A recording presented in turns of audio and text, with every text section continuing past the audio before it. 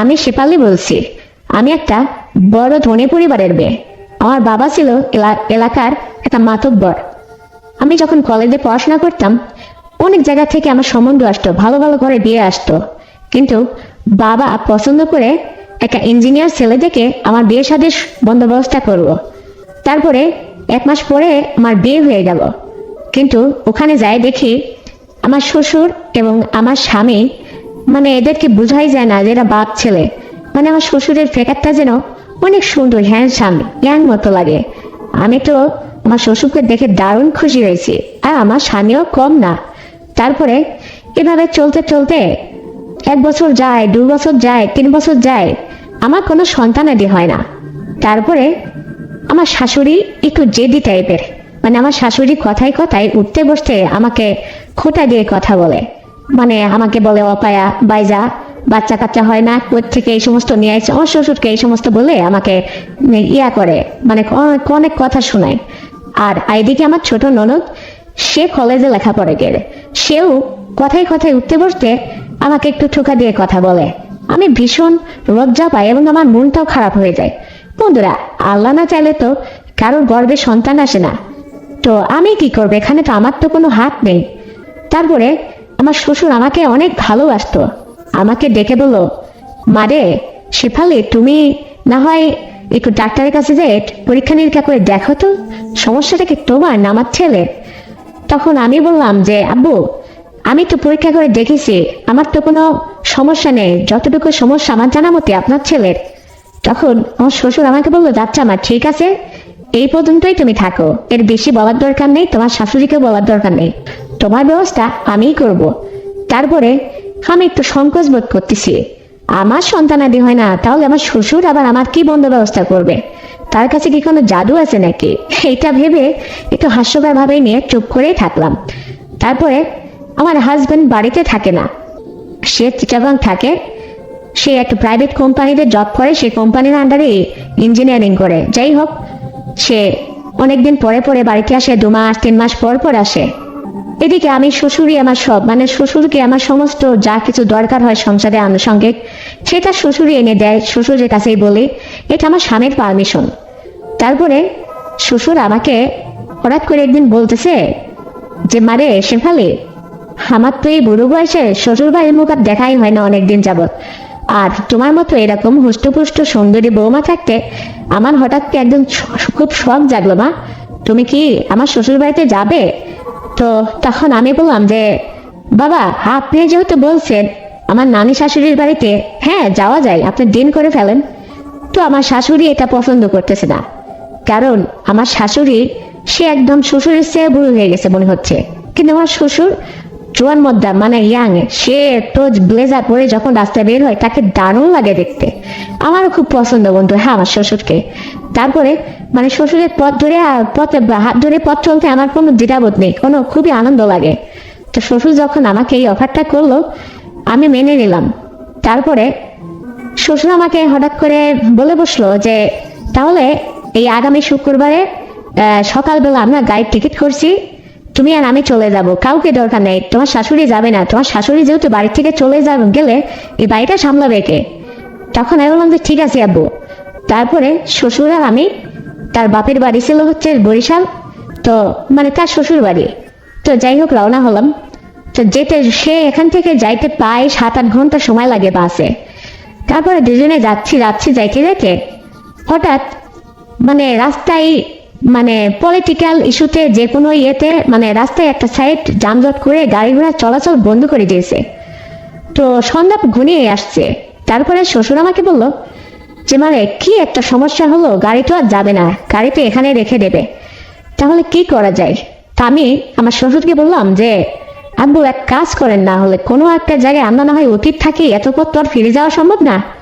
তখন আমার শ্বশুর বললো যে, হ্যাঁ শেফালি তুমি ঠিকই বলছো, দেখি কোনো একটা জায়গা চেষ্টা করে দেখি, যদি অতীত থাকা যায় তাহলে তো ভালোই হতো, আর যদি অতীত না থাকা যায় প্রয়োজনে কোথাও আবাসিক হোস্টেল আজকে রাতটুকু তো থেকে তারপরে কালকে যানজট ছেড়ে এখান থেকে আবার গাড়ি ভাড়া করে চলে যাব। তারপরে শ্বশুর একটু চেষ্টা করবো, এদিক সেদিক একটু ঘোরাফেরার চেষ্টা করলো, কিন্তু শহর বাজারে কি আর কেউ কাউকে অতীত রাখে বন্ধুরা, কেউ আসলে অতীত রাখতে চায় না।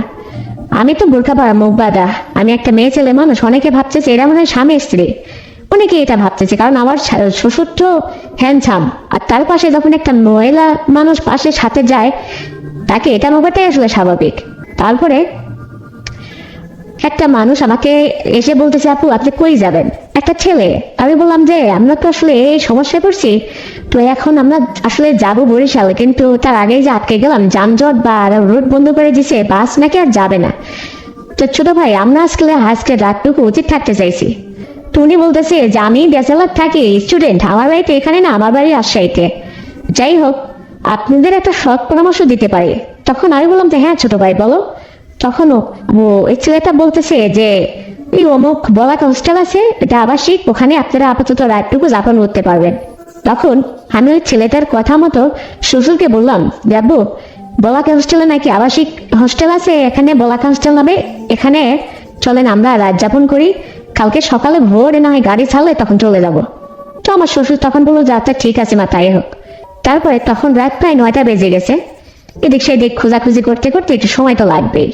তারপরে ওখানে হোস্টেলে এসে আমরা আসলে ওখানে একটা রুম নিলাম, রুম নিয়ে রাতটুকু থাকার চিন্তা ভাবনা করলাম। শ্বশুর আমাকে বলতেছে যে মানে এখন তো তুমি আমার বৌমা, আমি তোমার শ্বশুর, আসলে একটা রুমের মধ্যে কিভাবে একটা রুমই নেবো না 2টা রুম। তখন আমি বললাম যে এইটা আপনি কি বলেন আব্বা, আপনি আমার শ্বশুর, আপনি আমাদের একই রুমে থাকলে কি সমস্যাটা কি, শ্বশুর তো বাপের মতোই হয়। তখন আমার শ্বশুর হেসে দিয়ে বলতেছে তোমার যদি কোনো আপত্তি না থাকে তাহলে তাই করা যাক। তারপরে আমরা যাই হোক ওখানে রাতটুকু থাকতে লাগলাম। শ্বশুর আমাকে বলতেছে যে তোমার যদি খিদে লাগে আমি একটু হোস্টেল থেকে তোমার হালকা পাতলা নাস্তা নিয়ে আসি। শ্বশুর আমার জন্য বাইরে থেকে নাস্তা নিয়ে এসে আমাকে একটু দিল, দিয়ে আমাকে বলতেছে তুমি দরজা লাগিয়ে একটু বিশ্রাম নাও, একটু মোবাইল টিপাটিপি করো, এদিক সেদিক একটু সময় কাটাও, আমি বাইরে থেকে একটু আমার আবার চায়ের দোকানে বসে অভ্যাস, তো চায়ের দোকান থেকে চা টা খেয়ে ফ্রেশ হয়ে আসি। তাই বললাম যে ঠিক আছে আব্বু আপনি যান।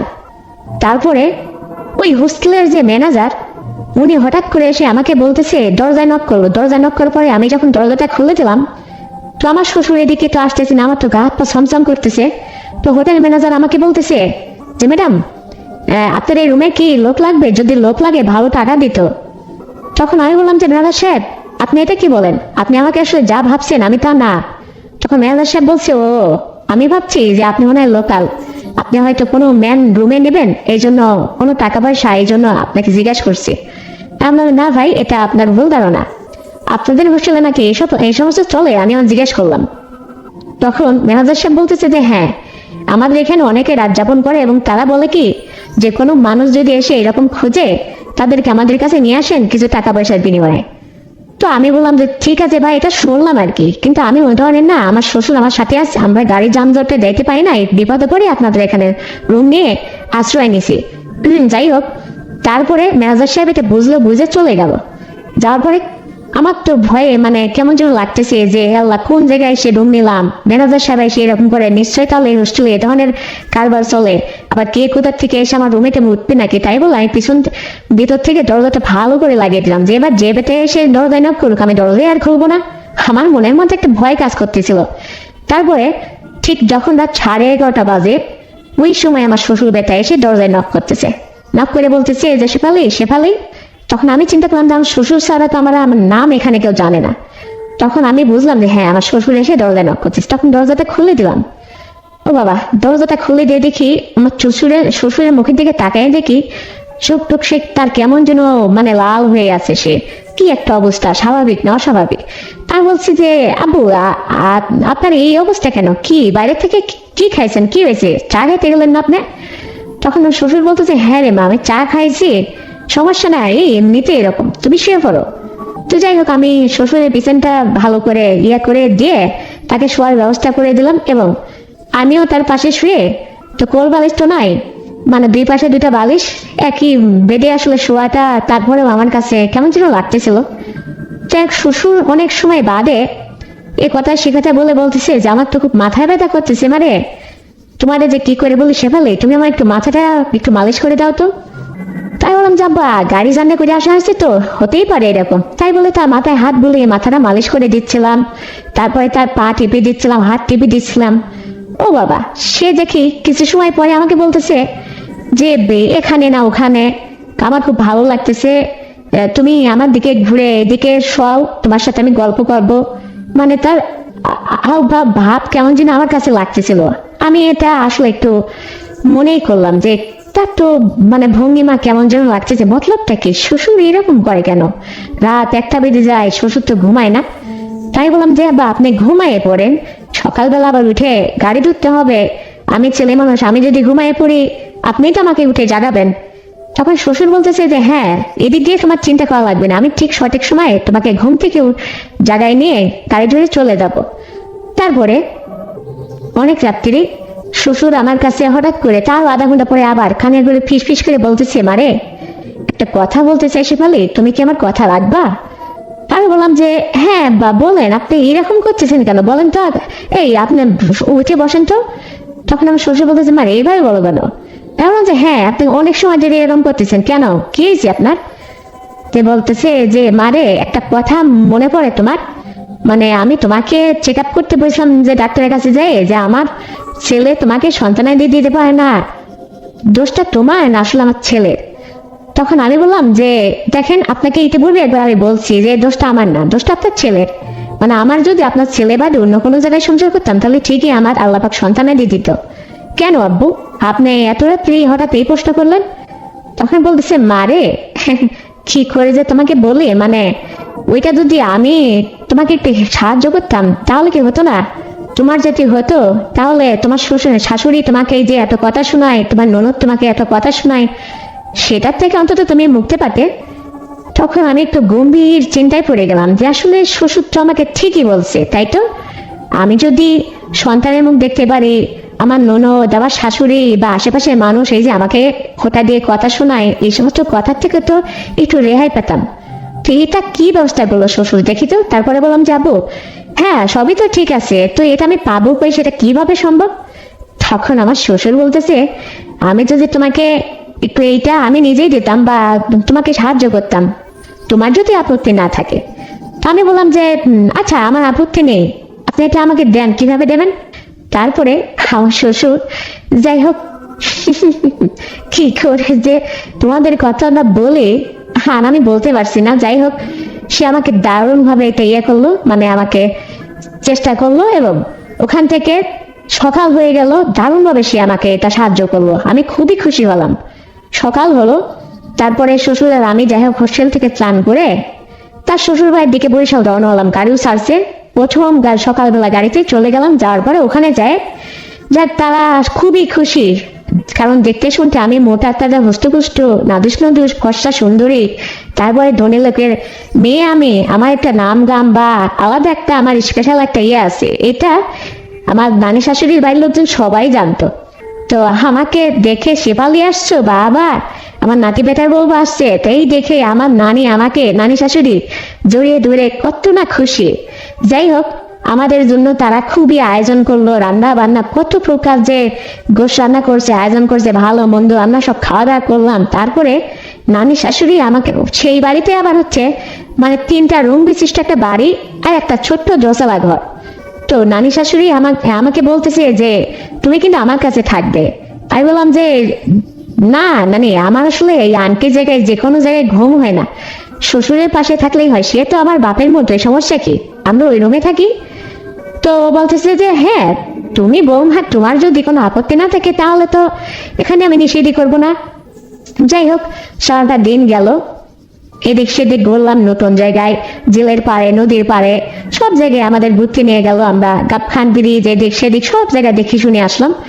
তারপরে যখন সন্ধ্যা হলো, সন্ধ্যার পরে খাওয়া দাওয়া শেষে সেই আগের রাত্রের মতো শ্বশুর আমাকে বলতেছে যে কালকে কি দিছি না দিছি, মিস্টেক হয়েছে কি না হয়েছে বোমা, আজকে আর একটা বার সুযোগ দাও তুমি। তো আমি বললাম যে আমি আর আপনাকে কোনো কিছু বাধা দেব না, বা আপনি যা মনে করেন যেভাবে আপনি আমাকে সাহায্য করতে পারেন করেন, এখানে কি আমি নিষেধ করছি নাকি আপনাকে? আরে আমাকে তো আপনি যদি ওই আমার শাশুড়ি, আমার ননদ বা পাড়া প্রতিবেশীর কাছ থেকে যদি এই কথার হাত থেকে রক্ষা করতে পারেন তাহলে তো আমার জন্য ভালো, আর আপনার ছেলেও এটা বুঝবে না। তারপরে শ্বশুর এটা শুনে মুচকি হাসি দিল। তারপরে আমরা যাই হোক ওখানে 10:30 11টার মধ্যেই সব বিছানায় চলে গেলাম, ঘুমাইতে গেলাম। তো আমি শাশুড়ি, আমার নানি শাশুড়িকে বললাম কি যে শ্বশুর খাটের উপরে ঘুমাক, আমি ফ্লোরে ঘুমাই, আমি ফ্লোরে বিছানা দিলাম। কিন্তু তাদের দেখানোর জন্য দিলাম। পরে দরজা যখন লাগিয়ে দিছি, শ্বশুর দেখে খাটে না শুয়ে বলতেছে, আমারে বলতেছে যে তুমি উপরে এসে শাও, নাহলে আমি ফ্লোরে এসে ঘুমাবো কিন্তু বৌমা। তখন আমি বললাম যে আপনার যেখানে ইচ্ছা, তবে আপনি উপরেই থাকেন, আমি খাটের উপরে চলে আসছি, চুপ থাকেন আপনি। তারপরে কিছু সময় বাদে খাবার আমি শ্বশুরের পাশেই যাই ঘুমিয়ে পড়লাম। আমার ওই ফ্লোরে ঘুমানোর অভ্যাস নেই তো, টনের লোকের মেয়ে বলে কথা। যাই হোক, তারপরে শ্বশুর তো আমাকে আবার সেই আগের রাত্রির মতো আমাকে তেমন ভাবে সাহায্য করলো, অনেক বুদ্ধি পরামর্শ দিল এবং সে ওইটা দিয়ে আমাকে কনফার্ম করলো। তারপরে আমরা যাই হোক ওখানে এভাবে 3টা দিন পর পর এইভাবে সে আমাকে সাহায্য করলো। আমরা ওখান থেকে 3 দিন পরে আবার বাড়িতে ফিরলাম। এদিকে আমার স্বামী আবার আমাকে ফোন করলো, শেফালি তোমরা নাকি শুনলাম বরিশাল গেছো আমার নানির বাড়িতে। তাই বললাম যে হ্যাঁ, আমার শ্বশুর আমাকে সাথে করে শখ করে নিয়ে আসছে। সে নাকি এই বয়সে কোনোদিন শ্বশুর বাড়ি আসাই হয় না অনেকদিন তার। সে আমাকে বললো যে বৌমা তোমাকে নিয়ে আমার শ্বশুর বাড়িতে যাওয়ার খুব শখ, তাই তো আসলাম। তো যাই হোক, স্বামী শুনে খুব খুশি হলো। তো বলতেছে হ্যাঁ, আমার আব্বাটা আসলে খুব ভালো মানুষ, তার সেবা তো ঠিকঠাক মতো করো। তা আমি তো বললাম যে হ্যাঁ, তোমার বাপের সেবাদত তো আমার মতো করে আর কে করবে, যে সেবাদত আমি করতেছি। আর সেও তো মনে মনে ভাবলাম আমার দারুণ সেবাদত না সাহায্য করতেছে। তুমি তো এবার এসে বাবার মুখ দেখবে, বাবার মুখ মানে তোমার ছেলের মুখ দেখবেই, মানে তুমিও বাবা হবে, মনে মনে এটা ভাবলাম। তারপরে যাই হোক, ওখান থেকে 3টা দিন থাকার পরে বাড়িতে চলে আসলাম। আসতে পথে গাড়িতে বসে শ্বশুর আমাকে বলতেছে, শেফালি তোমার শাশুড়ি বা অন্য কেউ তোমার আর আমার এই চলাফেরার এই জিনিসটা যেন বুঝতে না পারে, বুঝতে পারছো? এটা তোমার মধ্যে রেখো। আল্লাহ পাক যদি চায়, যদি হয়, তাহলে আর তো কোনো কথাই নেই, তাহলে তোমার আর কোনো কথাই শুনতে হবে না তার শাশুড়ির কাছ থেকে। যাই হোক বন্ধুরা, এইভাবে চলতে চলতে আমার স্বামীও বাড়িতে আসলো। স্বামী অনেক ছুটিতে আসলো, 15 দিনের ছুটি। এর মধ্যে তার সাথে যত সদ্যভাবে আমি সময় দিলাম, তাকে অনেক আদর আপ্যায়ন করলাম, তাকে নিয়ে ঘুরলাম ফিরলাম, সে বাইকে নিয়ে অনেক জায়গায় গেল, অনেক মজা মাস্তি করলাম স্বামীর সঙ্গে। তারপরে সে ওই 15টা দিন একটা দিনও বাদ দিনি, তার সাথে আমি এভাবে অ্যাক্টিভ ভাবে থাকার পরে সে চলে গেছে।